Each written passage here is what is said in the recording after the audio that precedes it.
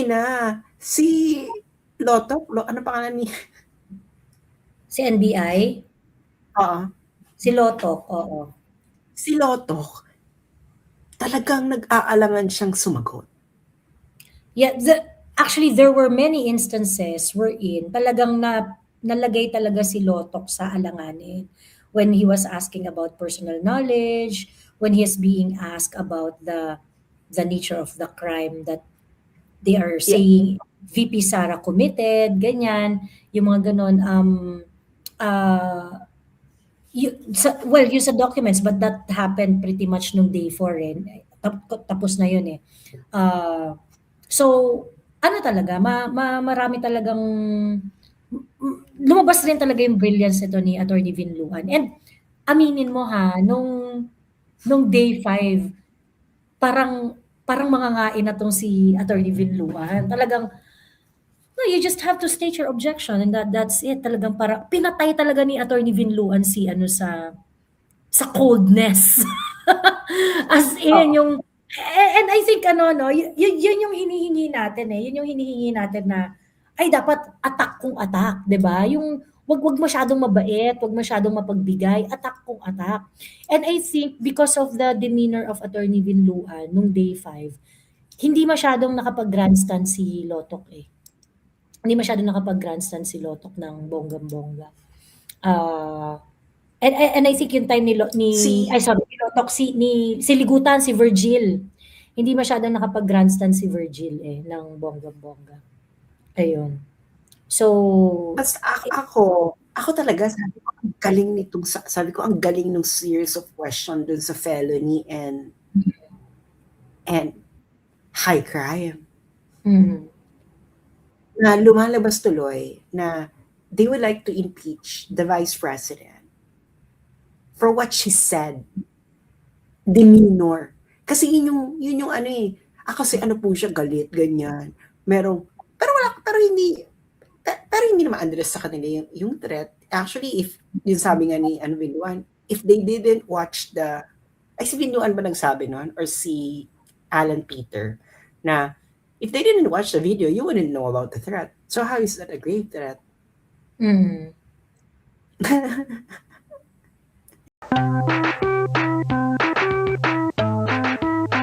You can hear me sabihin niyo maganda si Sas, charot.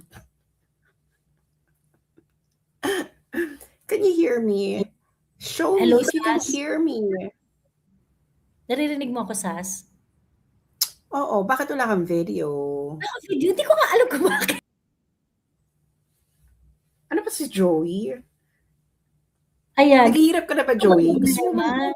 Gusto mo bang bigyan ka namin ng pambili ng bagong computer? Naghihirap ka na ba? Sira na ba yung laptop mo? Buwisit. Buwisit yan. Hindi ko maintindihan. Ha? Ayun. Wala ka ba laptop? Wala, todo na yan. Sige na, itodo na natin to. Ang tsaka, girl. Ayusin mo yung buhay mo. Pero hindi ko nga maayos. Hindi ko ma-figure out kung paano to. Ayusin mo, girl. Wala na. Kanina ko pa inaayos to. Pag inaayos ko pa to ngayon, ma-end live pa to. Ano bang problema? Ewan ko. Ewan ko, di ko alam. Parang nawala yung, hindi, parang feeling ko kailangan kong mag-delete ng cache. Tapos ng mga kung ano-ano, yung mga ganong etos Hindi, na yun. baka yung ano, sa settings mo sa camera. Inayos ko nga. Pagkatapos, tinanggal ko, ni-reset ko yung permission. Wali pa rin. Hindi permission, baka punta ka ng camera, settings, camera. Andun nga, oo, wali. Dito sa ano, StreamYard. Wali. Wala yung camera mo dyan? Ang sinasabi niya is, hindi ko raw nabigyan ng permission yung aking kineso. Ang hirap nito, girl. Para tayo. Ayan. Ano to, girl? Para tayong ano? Para Para tayong tayong Para tayong eme-eme. Hindi ko nga alam kung ano eh. Baka kailangan mo mag-restart. Nag-restart ka na rin? Nag-restart na rin ako. As in, ilang beses na. Ngayon lang 'to Ayan. nangyari? Ngayon lang. Ngayon lang 'to nangyari. Or baka may na-download ka? Actually, baka sa ano mo yan, browser? Oo, nag-restart na rin ako. Nag-ano na rin ako ng browser ko. Hindi So, baka oh, settings sa browser mo? Oo, inano ko na nga. Yun nga yung chinange ko. So, tinanggal ko lahat nung nireset ko yung ano, nireset ko yung permission ko. Ngunit subalit datapwat, hindi pa rin siya kasi ano, bakit yung microphone ko okay naman? Ano yan, girl? Baka sa settings ng computer mo. Punta ka ng settings ng computer mo.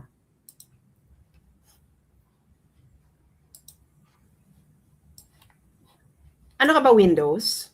Diyos ko, Day. Oo. Pinabalik mo naman yung aking technical support days. Punta ka ng settings ng computer mo, tapos hanapin mo yung system.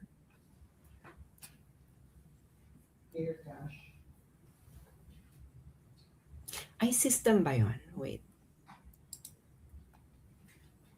Ano pala? Alam ko na. Sige, ganito lang. Sabi mo ko na, ma'am, can you please tell me what's now on your screen so that I can properly assist you? Thank you. Eto na. Alam ko na. O ganito na lang. Para kita-kita mo yung mukha ko. Okay. Oh, okay na. Ito yung camera ko. Ito yung camera ko na hindi mabigyan ng permission. Nag-open na? Ha? Hindi. Ang ginawa ko, para hindi, ano ba yung camera mo? External or yung built-in? Built-in. Built-in. So, ito yung built-in? Ito yung built-in. Ito yung walang filter, bakla. Natural na natural to. Ito yung built-in. So, ito yung mas maganda ka sa natural, in fairness.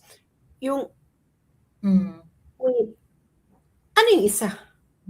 Alin yung isa? Yan yung isa, yung nandito, yung maliit, yan yung sa StreamYard. So ngayon, itong camera ko, in-screen share ko siya para lumabas yung mukha ko, para hindi ka mailang. Hindi ang sinasabi ko nga, hindi baka ano girl, mag-ano naman tayo, magtabi naman tayo, puka tayong tanga. Ayusin mo naman yun. Ayan. Kasi pag tinanggal ko itong isa, Gaga, tinuturuan nga kita kung paano nga kita anuhin. Anyway, so, ano na tayo? Pansamantagal, ito na muna. Ayan. Ito na muna. Ito naman kasi, tinutulungan kita as your technical support. Hi. Mamaya mo na ako yung technical support po. Ang ano ko pa naman nun, kasi guys, nag-technical support kasi ako, like, I think everyone in the Philippines during the early nag-ano ka rin ba, girl? Nag-BPO. dahil tayo ay nangangailangan ng mabilis na pera. Alam mo, pero nakakaloka nun ha. Ang nakakaloka nun, naawa ko ngayon sa mga BPO kasi I believe we asked somewhere in a BPO, tinanong natin kung magkano entry level. Sabi ko, ha? Bakla yun ang entry level ko na 2,000 for ganun pa rin ang entry level. Hindi pa rin nagbabago, totoo. Pero mataas yung entry level ko nun sa BPO kasi financial ako. Ako mataas din ako kasi converges ako eh. Talaga? Talaga. Ako sa ano nun, JP Morgan Chase. Kaya noon pumapalo nga ako noon ng buwan ng 30K. Ng 30K. Kasi yung kasi ano ko panggabi. Oo. Ang ano namin noon, yung pinaka first ko na BPO, ang tawag dito, ang basic pay niya 19. Pagkatapos sumunod 25. Pero yung bonuses, yun yung bongga.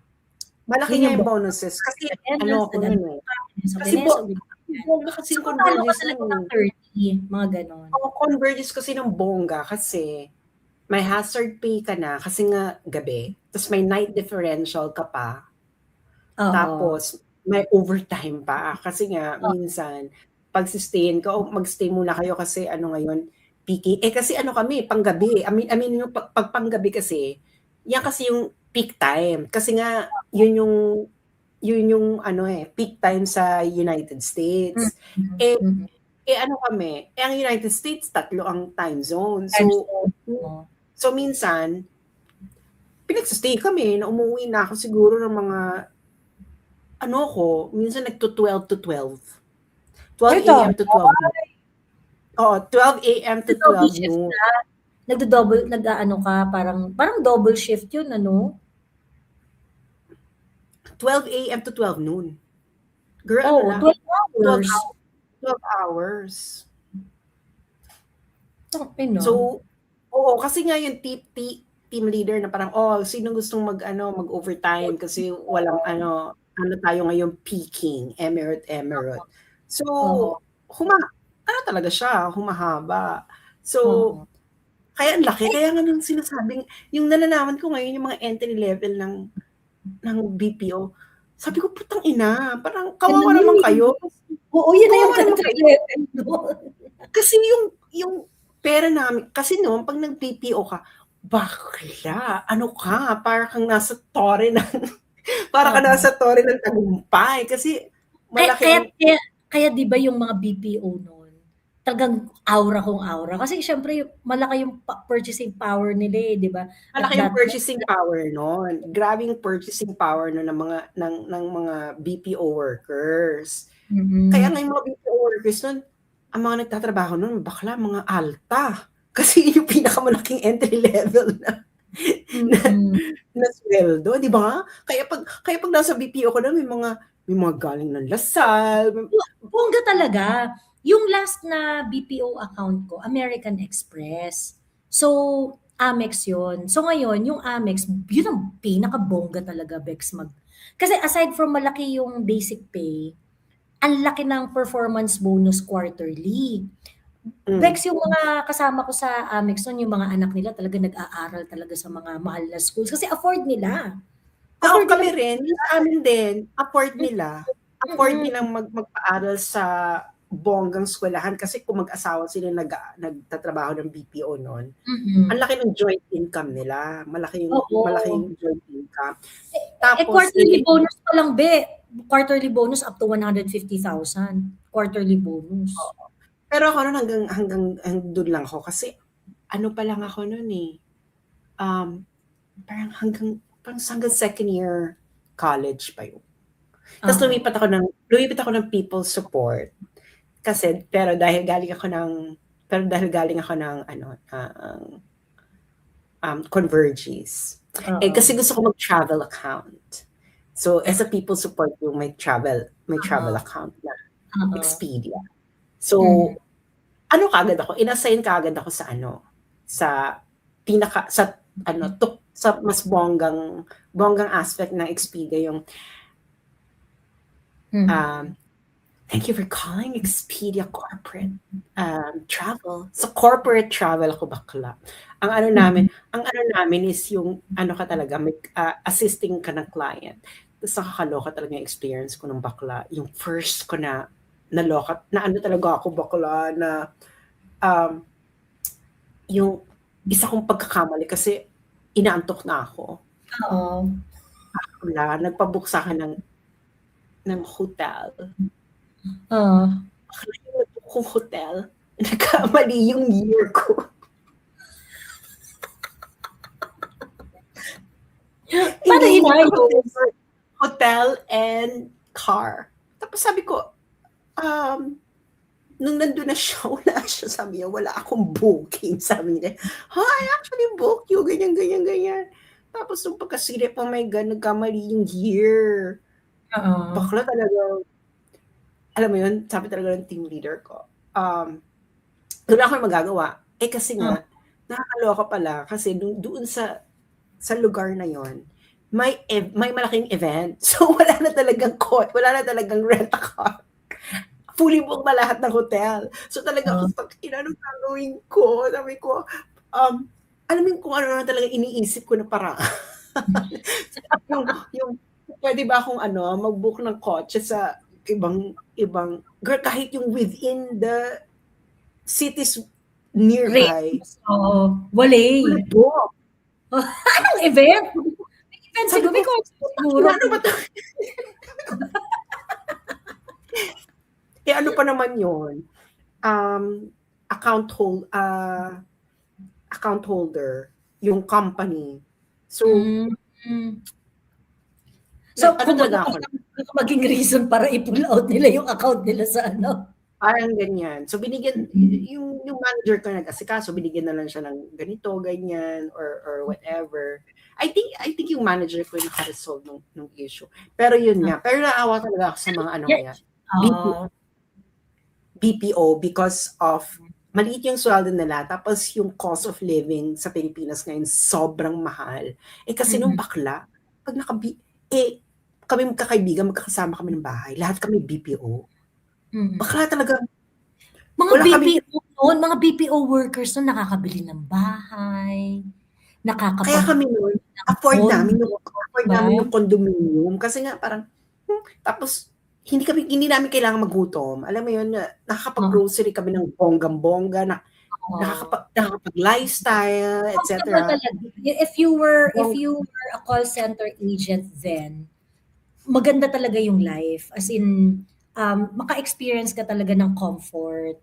Kasi you can get a decent apartment or condominium, ganon.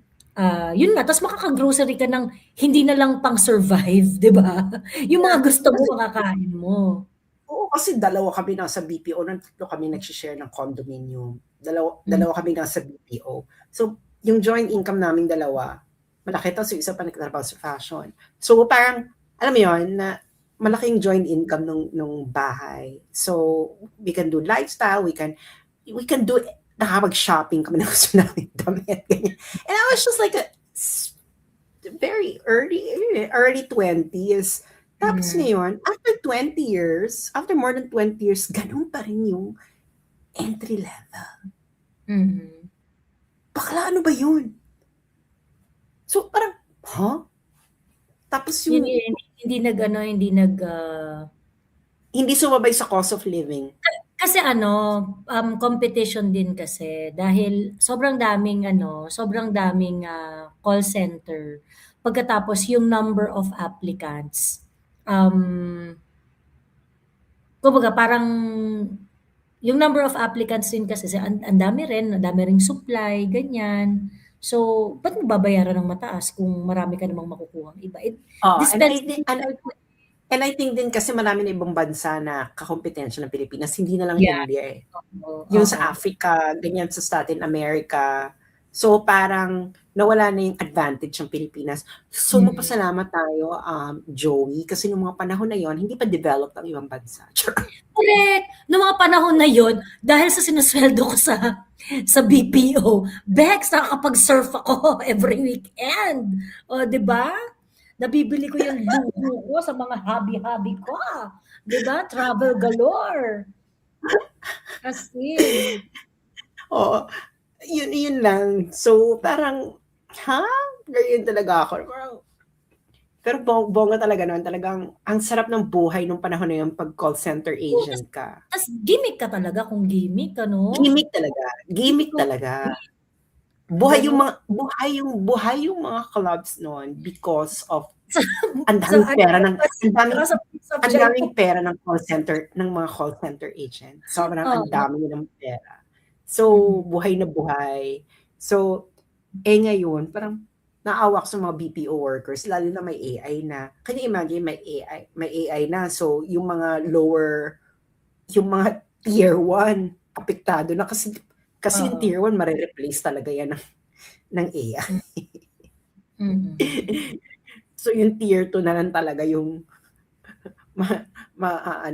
So, yun ang eksena ng buhay. And speaking of eksena ng buhay, Nakakaloka ang nangyari today sa Teka, impeachment ano trial. muna, dun muna tayo sa day 5. Kasi today is the Oh, day 5 and day 6 reaction. So yung sa day okay. 5, di ba marami kang reklamo sa day 5? Ha? Sa day 5, yung sa cross-examination at saka recross at redirect. What happened? Ayan, meron ka bang mga komento, may mga komento ka ba nung, ano ba to? Wait. Meron ka bang komento doon sa mga kaganapan? No? Well, ako, na-mention ko na kasi kanina, nag-react na ako doon sa day 5. Papunta na ako sa day 6. Pero kasi, since di ka pa nakakapag-react, yung sa day 5, basically, dito lumutang yung incompetency ni Lotok as team leader nung investigation. Yeah. Dahil, Ang comment ko doon, I think overall, defense team did a very good job. Overall. Pero may mga comments ako. Na things to improve, no? There's room for improvement. Si Binluan kasi, I find him good, pero I don't know, maybe I think dito sa defense team, no, they are not used to this kind of setup wherein the processes are procedurally bounded, like in a courtroom. I think that is the discrepancy between the defense and the prosecutor. Yung mga prosecutor kasi, mga politiko yan eh. Alam nilang laruin ang isang political field. aspect. Alam nila. So yun yung disadvantage. Kaya nga sabi na nga natin, di ba, sana yung mga lawyer, medyo iloosen up muna nila yung kanilang legal hat. And they should wear political hat every now and then. So yun yung eksena ko. Yung mga shining moments sa akin ng defense is yung ang galing ni Binluan. Yung do you know the difference between a felony and a high crime? Tang ina, si Lotok, ano pangalan niya? Si NBI? Oo. Si Lotok, oo. Si Lotok, talagang nag-aalangan siyang sumagot. Yeah, actually, there were many instances wherein talagang nalagay talaga si Lotok sa alanganin. When he was asking about personal knowledge, when he is being asked about the nature of the crime that they are Yeah. saying VP Sara committed, ganyan, yung mga ganon. Yung sa documents, but that happened pretty much nung day 4 rin. Tapos na yun eh. So, ano talaga, marami talagang, lumabas rin talaga yung brilliance ito ni Attorney Binluan. And aminin mo ha, nung day 5, parang mangangain na tong si Attorney Binluan. Talagang, no, you just have to state your objection and that's it. Talagang pinatay talaga ni Attorney Binluan si sa coldness. As in, yung, and I think yun yung hinihingi natin eh. Yun yung hinihingi natin na, ay dapat attack kung attack, 'di ba? Yung wag masyadong mabait, wag masyadong mapagbigay, attack kung attack. And I think because of the demeanor of Attorney Binluan nung day 5, hindi masyadong nakapag-grandstand si Lotok eh. Hindi masyadong nakapag-grandstand si Lotok ng bonggang-bongga. And I think yung time ni Lotok, si Ligutan, si Virgil. Hindi masyadong nakapag-grandstand si Virgil eh, ng bonggang-bongga. Ayun. So, Basta ako talaga sabi ko ang galing nung series of question dun sa felony and high crime. Na lumalabas tuloy na they would like to impeach the vice president for what she said. Demeanor. Kasi yun yung ano eh. Kasi ano po siya, galit, ganyan.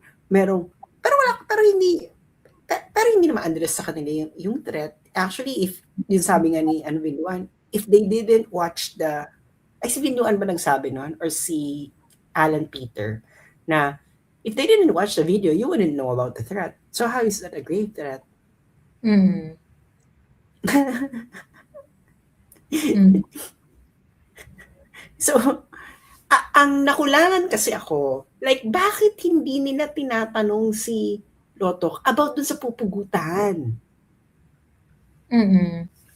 Sabi nila, ano po kasi to supporting? Dapat tinanong, why did the Vice President say that? Mm. What was the context? Kasi sabi mo, you investigated this, di ba? So you should know the context. Tapos, kasi alam natin lahat yung context na yun eh. Sinabi ni VP Sara yung kanyang nasa isip nung katabi niya si BBM during the graduation ng PNA na may humingi na sundalo ng relo ni BBM. And then, pinagtawanan niya sundalo, and then Sara felt for the soldier. At sabi niya na naisip ko ba nung panahon na yon na gusto kong pugutin yung ulo ba niya. That is the context. So, paano ngayon to related sa sinasabi ninyo na gusto niyang tigihin yung presidente? And this was actually an emotional, hyperbolic reaction to what BBM did. So, doon ako nakulangan. Sabi ko, bakit ba ayaw nila itong tanungin? This is already going to dismantle na merong series. Na merong series of intention. Alam mo yon? It's not an intention. It is actually VP Sara telling the public what was going on in her mind during that moment. That was a spur of the moment feeling. So, hindi siya, it cannot support that. So, alam mo yun, parang, medyo, may mga stuff kasi sa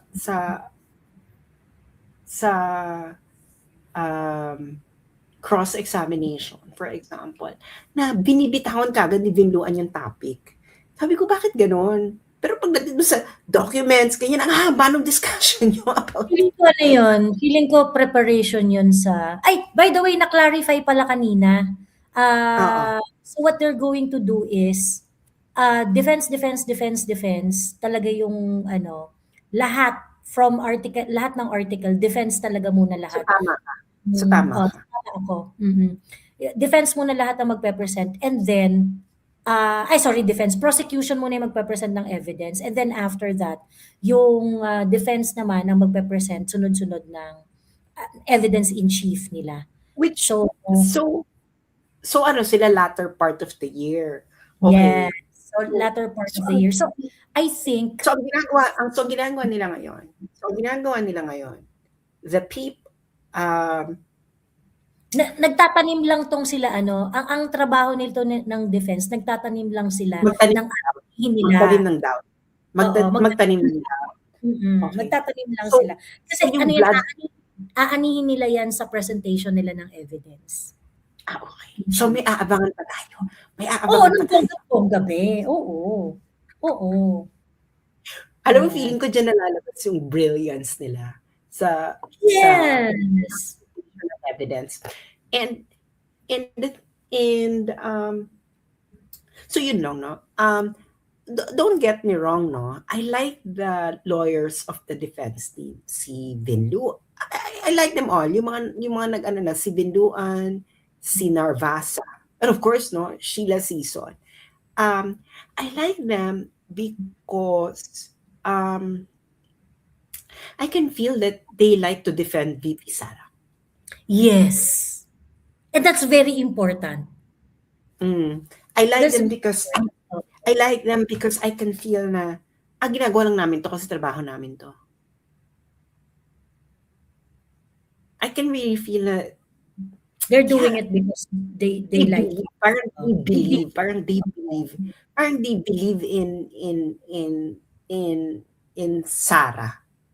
Alam mo yun? And that is very important. it's not just, it's parang I cannot feel from them na parang business as usual lang sila. Alam mo yun, na ano talaga sila, bulldog kung bulldog. So, ito namang prosecutor, magaling talaga sila sa political grandstanding. So I will give it to the prosecution. And they're actually doing that because I already told you guys that the purpose really of this impeachment is to lower the trust ratings of VP Sara.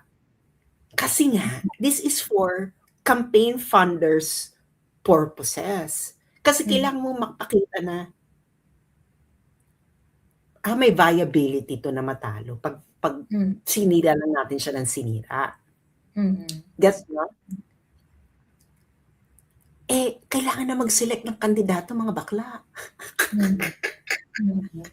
Dahil ang tagal nga ang tagal nga ng eksena kasi si Sara okay na. Si Sara yung ground organizing, bakla. That's already advancing as we speak. Kung ikaw, magde-declare ka pala na candidacy mo ng kanya-kanya lang ang patalbugan yung mga support groups si Inday di ba? Kung ikaw, mag-aano ka pa lang ng January, bakla you have to match that groundwork. Kaya nga si Risa, di ba, nagmamaaga na. Pero nakakaawa si Risa kung hindi siya yung piliin. Pero tatakbuhin si Risa kahit hindi siya piliin. Yes, in the name of campaign funds. Yes, in the name of campaign funds, ganon. Oo, kasi because if not, ang motto ni Risa kasi dyan, Sas, if not now, when? If not now, when? Ayun. Kasi you know, Frank Drilon was honest. Pag hindi nyo na-impeach si Sara ng 2026, siya na ang winner ng 2028. And that's why Frank Drilon is also pushing for this manipulation of the required number of votes, no? Kasi, syempre, LP siya political operator yan si Frank Drilon So, kung ikaw, political operator ka, gusto mo talagang patumbahin talaga yung pinakamalakas sa kalaban. Ito na yung chance This is the only chance. Pero, ang sinasabi ko, maraming curveballs. Bakla. Curveballs. No? Marami pa yan dadating pagdating ng panahon. Because the administration is so desperate. Bakla, buhayin mo ba naman yung 2019 issue ng SEA Games? Oo. Desperate level yan Ginagawa niyo yan because that is directed to silence Alan Peter Cayetano. Wala naman diyang kinalaman si Alan Peter Cayetano kung may corruption dyan. Figurehead lang naman dyan si Alan Peter Cayetano dahil dahil lang dyan, yung sa BCDA sino tong si Hoy Vince Dizon. Magsalita ka dyan. Huwag kang tatahi-tahimik. Favorite person mo yan? Hindi porket nakaupo ka na, hindi porket nakatayo ka na nakatuntong ka na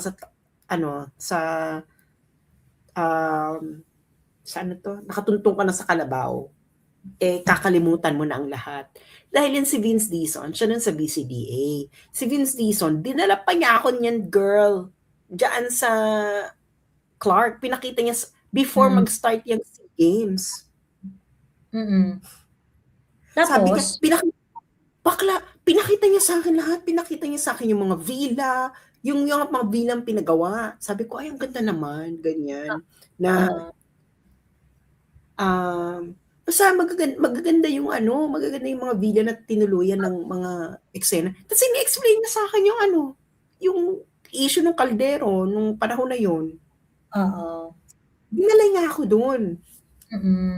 So, hindi pa nga yun Kailan ba SEA Games? 2019? 2018 niya ako dinala. Okay. So, naano mo pala yan, yung Mga sports facilities na yan? Oo, ini-explain niya nga sa'kin. Ini-explain pa nga niya sa'kin yung ano, yung issue ng kaldero, ganyan-ganyan nung panahon na yun. Oo. Kaya sabi ko, magsalita ka, hindi po puwedeng ganyan-ganyan. Kalalaki mong tao, wala kang integridad. Oo. Magpapuki ka na lang. Hindi ko naman sinasabing kung may kipay ka, wala Oo. kang integridad. Hindi yung Pero alam mo papalit-palit ka ng oo. yung papalit-palit ka ng eksena na Oh. or actually, huwag kang magpakipay, paputol mo na lang yung nota mo. Dahil Dahil ayaw mo namang tumayo. dahil ayaw mong tumayo, paputol mo na lang, wag mong pa-convert, wag kang magpalagay ng kipay. Paputol mo na lang kasi kahit yung may mga kipay, may integridad. Ikaw bakla, wala ka. Alam mo yun, ikaw Vince, wala kang Madam integridad, paputol mo na lang. Like, Madam Joey, wala bakit lang. lumalabas sa PayPal mo? Hoy, hindi Erwin, baka mali yung pagkakalagay mo. Ay, may nagpe-PayPal. Uy, thank you sa mga nagpapadala ng pangkape sa Oo. aking GCash. Natatanggap ko po ngayon ng mga pinapadala niyong pangkape. Thank you so much. Salamat sa So, nagpapa-GCash diyan, ayan. salamat sa mga nagpapadala ng GCash na pangkape. Thank you. So, kaya itong ginagawa nila kay, alam mo si Matibag? Oo. Bibigyan ko lang kayo ng, Oo. guys, just tell me if you also notice this. Because this is what I think how the LBM group get people. They get people. Ito ang profile ng mga people na kinukuha nila, loser. Like, yung hindi sila cool. Like, alam mo, loser. Alam mo yun? Oo, loser. Yung mga tipong walang barkada dahil Loser dahil mentality. yung mga Ngayon, hindi niyayaya kasi hindi masayang kasama, yung gano'n. Mukhang loser talaga, alam mo ganyan. Loser na, pero they want the limelight. They are hungry for power. Alam mo yun? And those two combinations are the easily manipulable. O gawin mo yan, tatanggapin kita, pero kailangan gawin mo yung gusto ko. Pero bibigyan kita ng kapangyarihan, bibigyan kita ng leeway para gamitin mo yung power mo dyan to the extent na gusto mo. Ganyan. Ikaw loser ka, at ganun, loser ka na, tapos hayok ka pa sa power, attention. Kasi nga, buong buhay mo loser ka eh. Oo.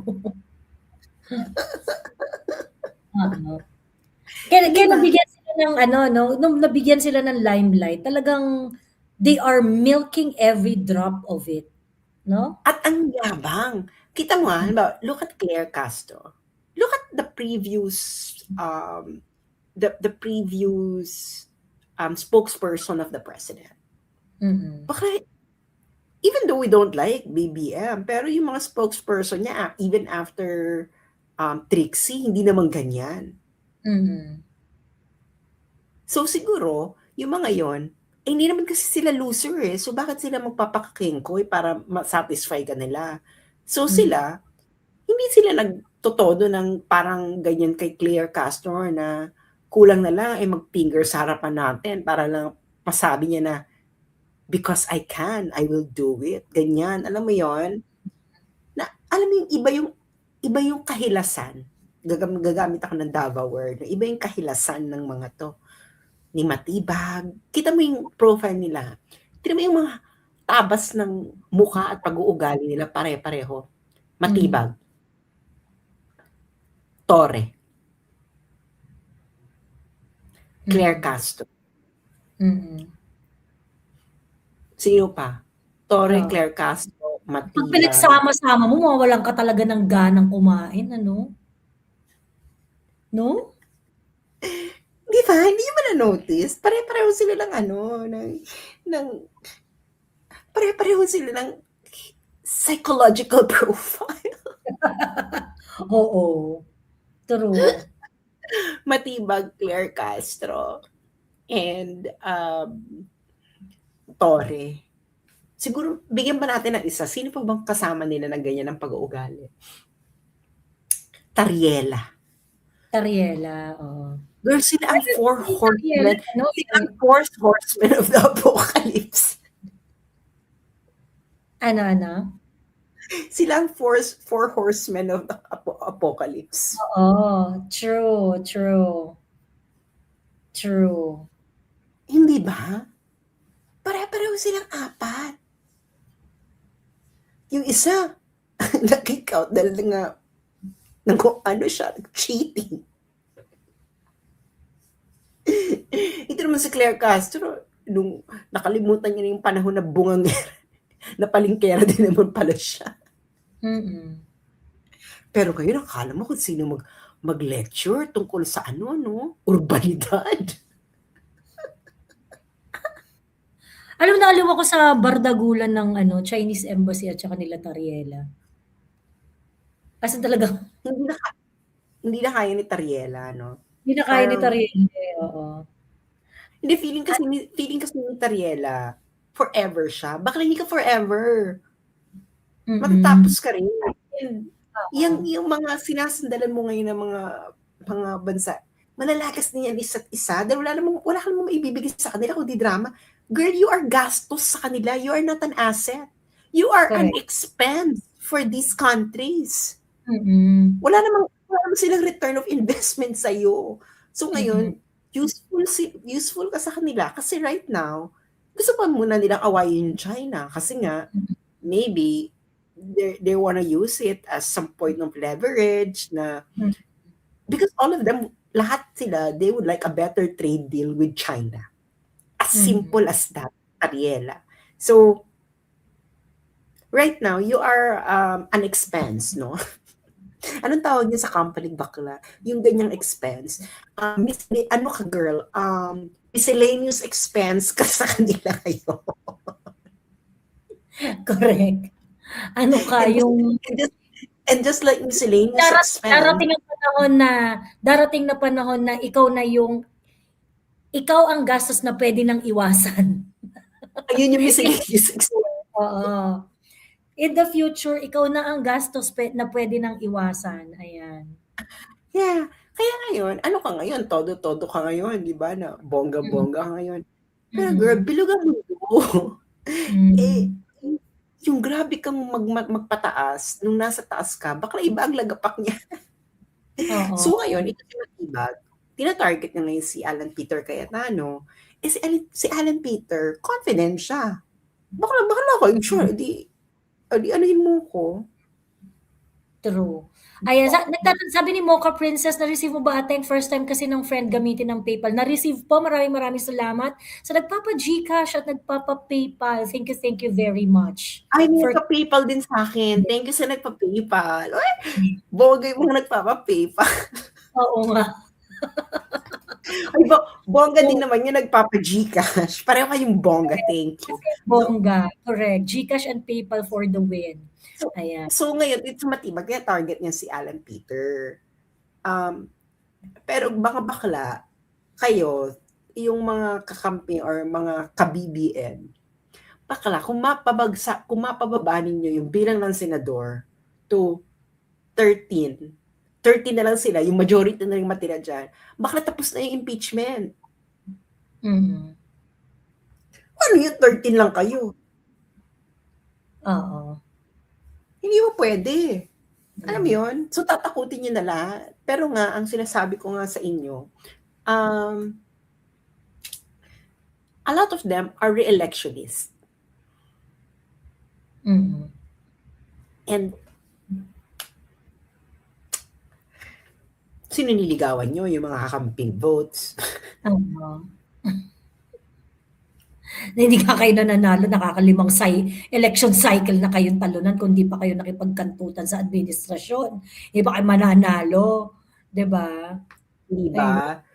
Talaga, magkakaroon talaga tayo dito drawing of parting of the Red Sea. Pero yun na nga, di ba?